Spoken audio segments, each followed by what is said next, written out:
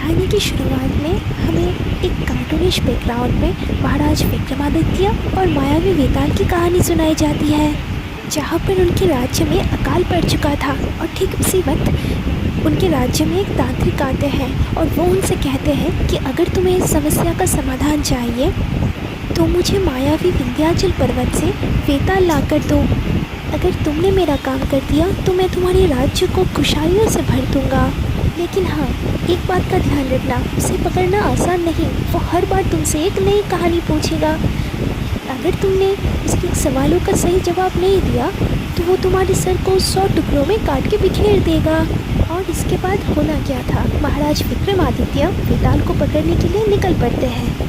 और इसी के साथ कहानी आती है प्रेजेंट टाइम में। और इसी के साथ हम देखते हैं विक्रम और उसके स्पेशल टीम को, जो कि गैंगस्टर वेदा को पकड़ने के लिए बनी है। इस वक्त उनकी टीम में एक नया ऑफिसर भी ज्वाइन होता है, जिनका नाम होता है दीपक। हालांकि उसने पहले कभी ऐसा काम किया नहीं था, पर विक्रम उसे विश्वास दिलाता है कि तुम ये काम ज़रूर कर पाओगे। और अब बारी थी एक्शन की, जहाँ पर एक खुफिया अड्डे पर विक्रम और उसकी टीम गोलियां बरसाती है।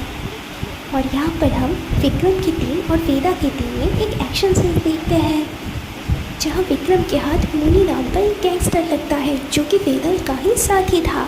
लेकिन मुनि उसे उसकी बॉस के बारे में कुछ भी नहीं बताता, इसलिए गुस्से में विक्रम उसे भी मार डालता है।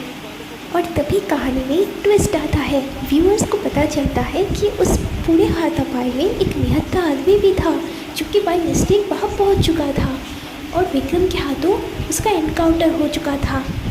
पर विक्रम किसी तरह से अपना दिमाग लगा के इस खून के आरोप से बाहर निकल आता है। और उसी बीच हमें दिखाया जाता है कि विक्रम अपने घर पहुंचता है, जहां वो अपनी पत्नी से मिलता है। वहां हमें बताया जाता है कि विक्रम की पत्नी एक लॉयर थी। लेकिन आगे इस अनोखी जोड़ी के साथ क्या क्या होने वाला है वो हम आपको आगे बताएंगे।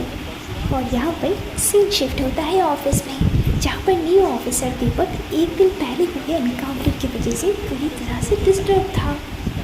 फिर बाकी की टीममेट्स उसे कहते हैं कि अभी तक तुम्हारे सामने वेदा तो आया ही नहीं, उसने तो 16 खून किए हैं और तुम एक खून में डर गए।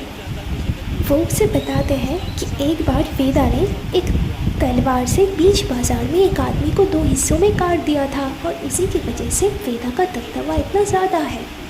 नेक्स्ट डे पुलिस वालों को एक खबर मिलती है कि वेदा इस वक्त मंडी में है। और जब उन्हें इतनी बड़ी खबर मिलती है तब ये सभी अपने प्लानिंग में लग जाते हैं और विक्रम उस टीम को लीड कर रहा था। लेकिन उसी वक्त तभी एंटर होती है वेदा की पुलिस स्टेशन में, जो खुद आकर सबके सामने सरेंडर कर देता है। और फिर उसे इंटरोगेशन रूम में ले जाया जाता है, जहाँ हर पुलिस वाला उसे अपने तरीके से सवाल पूछता है।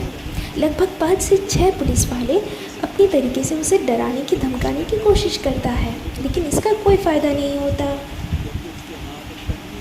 वो उनसे बात तक नहीं करता। जिसके बाद बारी आती है विक्रम की और वो उसे कहता है कि ये कहानी सुनाए आपको। जो सुनने के बाद विक्रम उसे कहता है कि मुझे पता है तुम क्या कहने वाले हो, कि बचपन में मैं गरीब था, हालात ऐसे थे, इसलिए हालात ने मुझे ऐसा बना दिया। लेकिन तब वेदा उसे कहता है कि नहीं, ये कहानी थोड़ी अलग है, सुनेंगे तो पता चलेगा। जिसके बाद सीन शिफ्ट होता है 13 साल पहले,